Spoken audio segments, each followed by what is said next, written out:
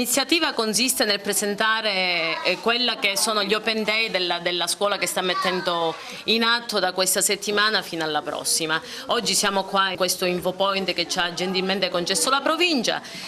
abbiamo invitato alcune persone che sono state un punto di riferimento per la scuola, ci hanno dato grande collaborazione in questi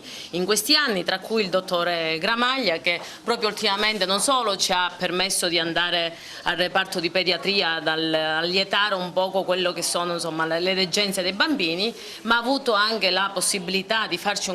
un corso di formazione sul diabete scolastico, diciamo infantile, proprio pochi giorni prima di Natale. Abbiamo accolto e accoglieremo durante la mattinata anche altre persone, proprio per lo scopo è quello di presentare l'offerta formativa della scuola e di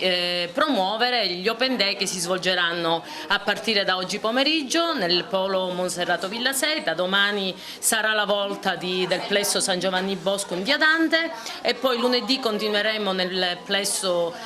Tortorella in piazza Metello e concluderemo nel plesso Manzoni in via Manzoni. Un'iniziativa apprezzabile, permette la diffusione del processo formativo della scuola Quasimodo a livello agrigentino, sicuramente è un momento di impegno anche per le istituzioni che sono state invitate. Diceva bene la preside Nellina Limbrici che con noi, diciamo, come reparto di pediatria abbiamo già organizzato alcune cose, il corso di formazione in diabetologia, vogliamo fare altre cose, per esempio il corso di formazione in pediatria di emergenza, vogliamo fare anche istituire, se possibile nel tempo prossimo, anche una scuola che possa servire a un rilancio anche dell'attività soprattutto pomeridiana nel mio reparto di pediatria. La scuola presenta i suoi gioielli e i suoi gioielli sono gli alunni e le iniziative, perché la Quasimodo vuole essere una scuola d'avanguardia.